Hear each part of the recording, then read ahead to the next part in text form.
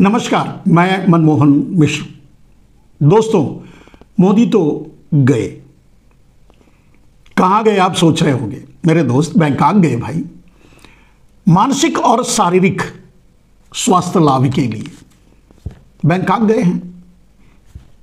सभी जाते हैं शायद वहाँ, ऐसे ही यूं ही। अब मैं नहीं जानता, लोग कहते हैं, ऐसा सुना है कहते हुए, इसलिए मैं भी कह रहा हूँ। फिलहाल तो मोदी गए और मोदी संसद में जो चाहते थे वो करवा भी लिए, यानी वक्फ बिल पास भी करवा लिए। अब उसका क्या होगा, कानून बनेगा, उस पर ऑब्जेक्शन होगा, कांग्रेस कोर्ट में जाएगी या दूसरी पार्टियां ऑब्जेक्शन लेंगी, दूसरी पार्टियां कोर्ट में जाएंगी, लोग वो छोड़िए, वो सब बड़ी बात नहीं है। बात यह है कि नरेंद्र मोदी तो बैंकॉक गए, मतलब चले गए, और यहां पीछे छोड़ गए अपने दलों को। बेचारे परेशान, आपस में ही लड़ कट करके मर रहे हैं, आप देख रहे हैं। मेरे दोस्त,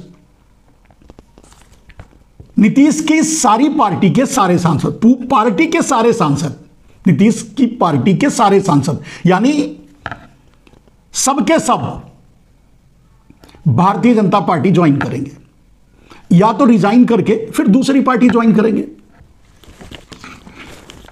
जो नीतीश की दलाली से सहमत होंगे वो भारतीय जनता पार्टी ज्वाइन करेंगे। सोचेंगे कि फिर यहां रहने से क्या फायदा, वहीं रहेंगे, क्योंकि आगे बात तो यही होने वाली है कि नीतीश को वोट देने का मतलब है भारतीय जनता पार्टी को वोट देना। तो सीधे भारतीय जनता पार्टी को ही जब लोग वोट देंगे, नीतीश के नाम पे वोट नहीं देंगे, तो हम भी उसी में चलें। तो ज्यादातर सांसद जो नीतीश की दलाली से खुश नहीं हैं, वो विरोध करेंगे, पार्टी छोड़ रहे हैं और दूसरी पार्टियों में जाएंगे। और जो नीतीश की दलाली से खुश हैं, वो नीतीश को छोड़कर सीधे भारतीय जनता पार्टी ज्वाइन करेंगे। यानी नीतीश की राजनीति का चैप्टर क्लोज्ड हो गई राजनीति। अब एक भी सीट अगली विधानसभा चुनाव में, एक भी सीट शायद बीजेपी खुद भी उन्हें हकाल दे, उनको हिस्सेदारी ही ना दे, उनके साथ मिलकर चुनाव ही ना लड़े, यह संभावना भी है। लेकिन यह तो होना ही है कि एक भी सीट नीतीश को नहीं मिलेगी, तो मुख्यमंत्री कैसे बनेंगे। वैसे भी नीतीश को मुख्यमंत्री बनने की जरूरत नहीं है, वो तो अर्धविक्षिप्त हो चुके हैं, मानसिक रूप से विकलांग हो चुके हैं। आप देख ही रहे हैं, बार बार उनका जो कर्म है, उनका जो कार्य है, ये देखकर ये लोग समझ गए हैं कि मतलब मानसिक रूप से गड़बड़ हो गए हैं। अब इस काबिल नहीं है कि सीधे खड़े रह सकें, सीधे फैसले ले सकें, सीधे बातचीत कर सकें, या कहने का मतलब उनके अपने शरीर पर ही कंट्रोल नहीं रह गया नीतीश का, तो पार्टी पर कहां से कंट्रोल रहेगा। अब वक्त चुनाव आने का है, आ रहा है, इसके लिए उन्हें, नहीं तो बीजेपी वैसे भी हकाल देती, लेकिन अभी नहीं हकाल इसलिए रही है कि चुनाव आ रहा है। थोड़े बहुत जो इनके समर्थक हैं वो भी इधर उधर न जाएं, हमारी सीधे भारतीय जनता पार्टी को वोट दें। भारतीय जनता पार्टी यानी नरेंद्र मोदी चाहते हैं कि नीतीश मानसिक रूप से तो दिवालिया हो ही गए हैं, शारीरिक रूप से अक्षम हो ही गए हैं, व्यवहारिक रूप से, राजनैतिक रूप से भी दिवालिया हो जाएं। इसीलिए उनसे यह दलाली करवाई गई और उस दलाली का प्रचार भी किया गया, और यही काम एनडीए के सारे घटक दलों के साथ किया गया। दूसरे दलाल हैं नायडू जी, उनका भी वही हाल होने वाला है। उनकी भी पार्टी में जो सांसद उनकी दलाली से खुश हैं या थोड़ा बहुत माल मिला होगा, वो सीधे भारतीय जनता पार्टी में जाएंगे, और जो उनकी दलाली से खुश नहीं है, माल वाल नहीं मिला होगा, वो दूसरी पार्टी में जाएंगे। यानी नायडू का भी चैप्टर क्लोज। दलाली का एक और खंभा गिर गया, एक और दलाल गिर गया। एक और दलाल पहले ही बता दिया, नीतीश गए। तो मेरे दोस्त, अब इस खुशी में नरेंद्र मोदी बैंकॉक नहीं जाते तो जाते कहां। वैसे भी नरेंद्र मोदी को भारत की समस्याओं से कोई लेना देना नहीं है। चाहे ट्रंप टैरिफ लगाए या वार डिक्लेयर कर दे, चाहे पाकिस्तान को सीधे अपने हवाई जहाज थमा दे, लड़ाकू विमान थमा दे और पाकिस्तान आकर भारत पर आक्रमण कर दे, चाहे कुछ भी हो, आक्रमण होने ही वाला है। वैसे भी यह देश और बुद्धिजीवियों के लिए यह सलाह है, इस बात को की गांठ बांध कर रखिए, लिखकर जेब में भी चाहे तो रख सकते हैं कि पाकिस्तान और भारत के बीच युद्ध होने वाला है और यह श्रेय नरेंद्र मोदी और ट्रंप को जाएगा। ट्रंप सीधे घोषित तरीके से पाकिस्तान के साथ मिलकर के भारत पर हमला करेगा, लड़ेगा, लड़वाएगा और भारत को बर्बाद करेगा। टैरिफ एक बहाना है। तो नरेंद्र मोदी जब मान, अपमान, इज्जत, बेइज्जत, शर्म, बेशर्म, इन सब से ऊपर उठ करके, आगे बढ़ करके, सारी बेइज्जती बर्दाश्त करते हुए जब नरेंद्र मोदी इन सब कुछ को सहकर देखकर पूरे देश को यहां वक्फ बिल बोर्ड के वक्फ के बारे में फंसाकर संसद में बैंकॉक चले गए, वैसे सफलता के साथ बैंकॉक चले गए शारीरिक और मानसिक लाभ के लिए, तो आप अंदाजा लगा सकते हैं कि नरेंद्र मोदी आपके बारे में क्या सोचते हैं, यानी भारत के देश की जनता के बारे में क्या सोचते हैं। बड़ी चिंता है उन्हें। वक्फ बोर्ड के पास बहुत ज्यादा जमीनें हैं। अक्सर मैंने सोशल मीडिया में ही देखा कि तीसरे नंबर का लैंड एक्विजिशन, मतलब जमीन उनके हाथ में है, ऐसा माना जाता है। अब इतनी बड़ी जमीन नरेंद्र मोदी को बर्दाश्त नहीं हो पा रही है। क्यों नहीं हो पा रही है? क्योंकि वो चाहते हैं कि ये किसी भी तरह से ऐसा कोई कानून बना दिया जाए कि ये सारी जमीनें अडानी को दे दी जाए और कोई बोले ना, क्योंकि ये सबसे सरल मामला है। कुछ लोग मानसिक विकलांगता के नाते यूं भी हिंदू मुसलमान के या अब्दुल टाइट के चक्कर में नरेंद्र मोदी का अंदर से समर्थन ही कर रहे होंगे। ठीक हो रहा है। उन्हें इससे मतलब नहीं है कि नरेंद्र मोदी इस पूरी जमीन को अडानी को देने जा रहे हैं, कोई मतलब नहीं। और यही होगा, यही हुआ है। खतरा यही खत्म नहीं होता। अडानी के पास भी चला जाए तो एक बार अगर यह कह करके आप संतोष कर लें कि अडानी के पास जाएगा तो वो भारतीय है, लेकिन अब आपके लिए संतोष करने वाला वो शगुफा भी साथ नहीं रह गया, क्योंकि अब वो अडानी का है, यानी एलन मस्क का है। गला दबाकर ले लिया। क्या आपको पता है, आप जानते हैं कि भारत के लगभग सारे बिजनेस में इंटरफेयर करने का पूरा अधिकार एलन मस्क को मिल चुका है। अगर एलन मस्क अडानी ग्रुप का चेयरमैन बन गया, अगर अडानी ग्रुप का 50% से ज्यादा शेयर उसके हाथ में चला गया, तो आप समझ लीजिए भारत की किन किन संस्थाओं पर एलन मस्क का कब्जा होगा। आपके पोर्ट पर, आपके एयरपोर्ट पर, आपके रोड पर, रेल पर, कोयला पर, बिजली पर, पानी पर, खाद पर, सब कुछ, सब पर। जो सरकारी कंपनियां जबरदस्ती नरेंद्र मोदी अडानी के हवाले कर दिए हैं, उन सब पर, सब पर, कहने का मतलब सब पर। जब एलन मस्क का कब्जा होगा तो भारत किस हालात में होगा? भारत की अंतरराष्ट्रीय हैसियत क्या होगी? क्या भारत आजाद मुल्क कहलाएगा? आजाद देश अपने आप को कह पाएगा? सोच के देखिए। हो सकता है कहने के लिए वो आजाद हो सकता है देखने में वो आजाद लगे, लेकिन जब सब कुछ का मालिक एलन मस्क होगा तो आजाद कहां से रह गया? यानी ट्रंप होगा तो आजाद कहां से रह गया? यानी अमेरिका होगा तो आजाद कहां से रह गया? इस बात की गंभीरता को आप समझिए। नरेंद्र मोदी दलालों को उनकी अपने हालात पर छोड़कर निकल लिए। आएंगे या नहीं आएंगे ये तो बात की बात है। उसकी उम्मीद आप कम ही लगाना कि नरेंद्र मोदी आएंगे ही, क्योंकि नरेंद्र मोदी कब कहां सेटल हो जाएंगे इस बात का अंदाजा आप भी नहीं लगा पाएंगे। आपको भी चौंकना पड़ेगा जिस दिन भारत के लोग भारतीय जनता पार्टी या फिर कायरों का संगठन आरएसएस नरेंद्र मोदी और गुजरात लॉबी के खिलाफ खड़ा हो गया और लगने लगेगा कि नरेंद्र मोदी के प्रधानमंत्री की कुर्सी गई तो नरेंद्र मोदी भारत में नहीं रहेंगे।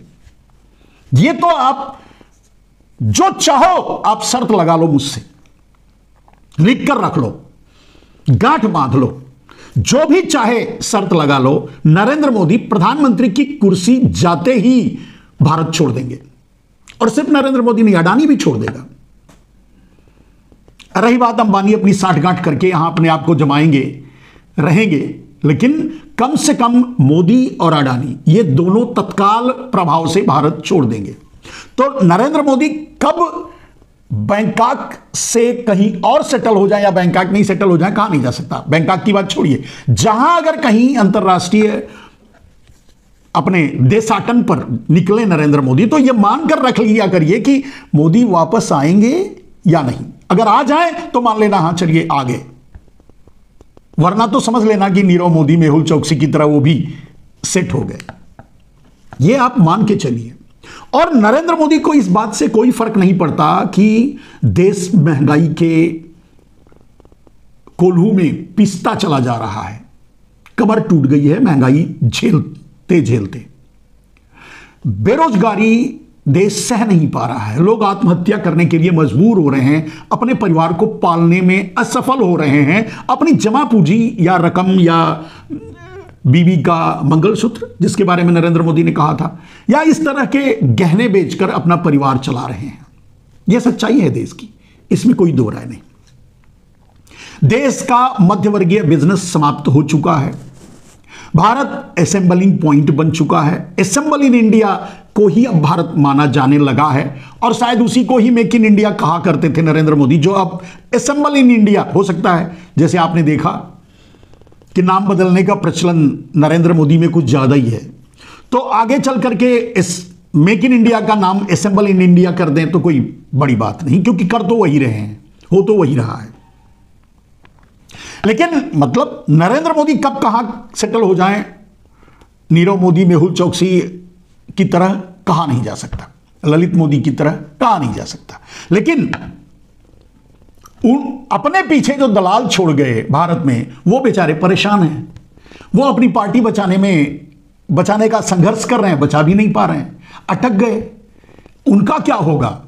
उनकी तो पार्टी भी गई, उनके वोटर भी गए, उनका तो सब कुछ गया। अब उनके पास बचा क्या है कि लेकर के राजनीति करेंगे? एनडीए के घटक दल जिन्होंने इस मुद्दे पर नरेंद्र मोदी का साथ दिया है, उनका आगे परिणाम क्या होगा ये तो देखने के लिए ना नरेंद्र मोदी यहां रहेंगे और ना ही ये दलाल राजनीति में रहेंगे। ये दोनों तय है। इसीलिए नरेंद्र मोदी गए भी, चले गए। जब चले जाएं तो चले गए ही मानकर रहा करिए। आएंगे या नहीं ये इसकी कोई गारंटी नहीं है। वैसे मोदी की किसी भी बात की कोई गारंटी नहीं है, नहीं रही। रोजगार गारंटी मिली, गारंटी हुई, काम हुआ नहीं ना? मिला किसी को रोजगार? नहीं ना? किसानों को उचित दाम तो मतलब दोगुना दाम तो छोड़ दीजिए, जो वादा किए थे उचित दाम भी नहीं मिल रहा है। बेचारे एमएसपी के लिए एक नेता संघर्ष कर रहे थे, आमरण अनशन पर थे, पता नहीं है भी कि ये निकल लिए। और न जाने कितने लोग इसी तरह से नरेंद्र मोदी का नाम ले लेकर आत्महत्या कर लेंगे। किसान वैसे भी आत्महत्या करते ही जा रहे हैं, उनकी संख्या बढ़ती ही जा रही है, किसानों की हालत बद से बदतर होती ही जा रही है। क्या किए नरेंद्र मोदी? इस बात से उनको कोई फर्क नहीं पड़ता। पेट्रोल डीजल का दाम हो, देश के खाद्यान्नों की महंगाई हो, बेरोजगारी हो, भूखमरी हो, 80 करोड़ लोगों के हाथों में भीख का कटोरा हो, या जीडीपी का सत्यानाश हो, या उत्पादन के क्षेत्र में भारत का सत्यानाश हो गया, भारत अब असेंबल इन इंडिया बन गया, या फिर उनके अपने वादे थे लोगों को घर पानी बिजली वाला नाटक वो भी खत्म हो गया, स्मार्ट सिटी देने का वादा कर दिए वो भी अब खत्म हो गया, वो भी बंद हो गया, चैप्टर क्लोज हो गया। खैर, जो भी नरेंद्र मोदी ने कहा था आपसे, जवानों को वॉचमैन बना के छोड़ दिया। जो भी नरेंद्र मोदी ने आपसे कहा था उसमें तो नरेंद्र मोदी ने उसको जुमला साबित कर दिया, उसमें धोखा दे दिया। उन्हें आपकी समस्याओं से कोई मतलब नहीं, उन्हें तो अडानी के हित के लिए काम करना है और नौलखा पहनकर घूमना है, ऐश करना है, देशाटन करना है। चांस मिला है, घूम ले रहे हैं, मजे ले रहे हैं, लेते रहेंगे। दलालों की भारत में कोई कमी नहीं रही है, चाहे वो अंग्रेज आए हों तब की बात कर लो, चाहे वो डच, फ्रांसीसी, जितने भी आक्रमणकारी भारत आए, सबके सब भारत पर इसलिए कब्जा कर लिए, भारत को इसलिए गुलाम बना लिए, भारत इसलिए हजारों साल गुलाम रहा क्योंकि भारत में दल्लों की कोई कमी नहीं रही, दलालों की कभी कोई कमी नहीं रही, जो आज भी आप देख रहे हैं। देश नहीं चाहता जो नरेंद्र मोदी कर रहे हैं। देश नरेंद्र मोदी के विरोध में है, देश नरेंद्र मोदी के साथ नहीं खड़ा है। इसके बहुत से उदाहरण हैं। जैसे मान लीजिए, एक उदाहरण देता हूं, ग्रोक। इतनी बड़ी नरेंद्र मोदी का, इतना बड़ा नरेंद्र मोदी का वर्चस्व है, इतनी बड़ी पार्टी है, इतना बड़ा उनका अपना सोशल मीडिया में भी पावर है, इतनी बड़ी उनकी आईटी टीम है, इतना बड़ा गोदी मीडिया, पूरी मीडिया को उन्होंने गोदी बना दिया, पूरी जुडिशरी को उन्होंने गोदी बना दिया, पूरे संसदीय यानी विधायिका को उन्होंने गोदी बना दिया, पूरी कार्यपालिका यानी ब्यूरोक्रेसी को उन्होंने गोदी बना दिया। इन सब कुछ के बावजूद भी नरेंद्र मोदी के प्रति पॉजिटिव डेटा दुनिया में कहीं अवेलेबल नहीं है। उसका उदाहरण क्या है? चाहे ग्रोक हो, एआई, आर्टिफिशियल इंटेलिजेंस, तो चाहे ग्रोक से पूछो, चाहे डीपसीक से पूछो, चाहे किसी से भी पूछो, कहीं भी आप अगर ये पूछेंगे, जो कि डेटा के आधार पर ही जवाब देते हैं, उन्हें झूठ नहीं कहा जा सकता। उन्हें सच भी मानो या ना मानो, लेकिन उन्हें झूठ नहीं कहा जा सकता क्योंकि वो उनका जो उत्तर होता है वो डेटा के आधार पर होता है। इसका अर्थ यह है, अगर नरेंद्र मोदी के पक्ष में, मतलब नरेंद्र मोदी के प्रति निगेटिव जवाब सारे एआईज दे रहे हैं, खास करके ग्रोक से जब लोग पूछ रहे हैं तो नरेंद्र मोदी के निगेटिव चित्र सामने आ रहे हैं, इसका अर्थ आप समझिए।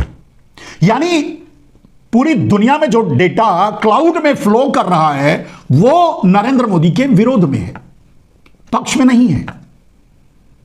जबकि पूरी मीडिया, पूरा आईटी सेल, पूरा देश, दुनिया, सब जगह छा चुके हैं नरेंद्र मोदी देखने में, और सब उनके कब्जे में है। फिर भी चाहे वो ट्विटर हो, चाहे फेसबुक हो, चाहे सोशल मीडिया हो, चाहे यूट्यूब हो, चाहे कहीं भी, नरेंद्र मोदी के प्रति पॉजिटिव डेटा इस हद तक नहीं है कि उनके प्रति पॉजिटिव आंसर मिल सके।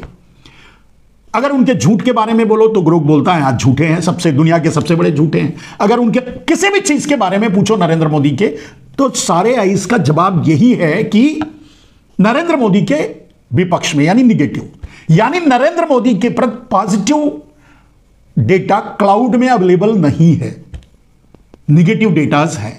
जबकि विरोधी आपको देखने में बहुत कम मिलेंगे सामने से। इसका अर्थ यह होता है कि भारत का बच्चा बच्चा नरेंद्र मोदी के नंगेपन को समझ चुका है, नरेंद्र मोदी के भ्रष्टाचार को जानता है, नरेंद्र मोदी के व्यभिचार दुराचार को जानता है, समझता है और लिखता है, बोलता है, जो डेटा के रूप में सोशल मीडिया में अवेलेबल है, जिसको जुटा करके एआईज आंसर देते हैं। नरेंद्र मोदी के प्रति जो नेगेटिव आंसर्स आ रहे हैं वो सबसे बड़ा प्रमाण है कि इतने छद्म और इतने षड्यंत्र के बावजूद, पूरी मीडिया, सोशल मीडिया, सबको गोदी बना देने के बावजूद, पूरे ब्यूरोक्रेसी, पूरे भारत को ही गोदी बना देने के बावजूद, सब पर कब्जा कर लेने के बावजूद भी नरेंद्र मोदी अपने प्रति पॉजिटिव आंसर्स नहीं जुटा पाए, यानी क्लाउड में अवेलेबल नहीं है। इसका मतलब यह है कि नरेंद्र मोदी वास्तविक रूप में विलेन ही है,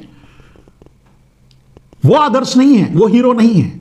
और वैसे भी ये पार्टी और ये नरेंद्र मोदी ऐसे लोगों के फॉलोअर हैं जिनके बारे में नेगेटिव ही आपको इतिहास में मिलेगा, पॉजिटिव मिल ही नहीं सकता। सावरकर हो, चाहे गोलवरकर हो, चाहे कोई भी वर्कर हो, सबकी वही हाल, सबका वही है इतिहास। अब इस बात से यह साबित हो गया कि नरेंद्र मोदी आज के दिन भी अगर फ्री एंड फेयर चुनाव हो जाए तो शायद नरेंद्र मोदी 2 सीट भी ना निकाल पाए भारत में चुनाव में, संसदीय चुनाव में। अगर वो गोलमाल ना करें, अगर वो धांधली ना करें, अगर वो चोरी डकैती ना करें, अगर वो लूटपाट ना करें,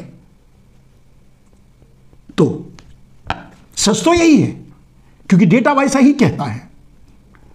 एआई द्वारा जो डेटा अब क्लाउड में अवेलेबल है वो तो यही कह रहा है, वो नरेंद्र मोदी के पक्ष में नहीं है। इससे यह साबित हो जाता है, इससे यह साबित हो चुका है, हो गया है कि नरेंद्र मोदी भारत के सत्यानाशी हैं। मैंने कहा कि नरेंद्र मोदी से कोई मतलब नहीं, अपने वादे पूरे नहीं किए, जो देश के लिए करना था वो भी नहीं किए, देश को पग पग पर धोखा दिए। देश अंतरराष्ट्रीय मामलों में भी आज भारत सबसे बड़े अंतरराष्ट्रीय मुद्रा डेफिसिट को झेल रहा है। डॉलर का दाम बढ़ता जा रहा है, रुपए का अवमूल्यन हो रहा है। नरेंद्र मोदी कर्ज पर कर्ज लिए जा रहे हैं और घी पी रहे हैं।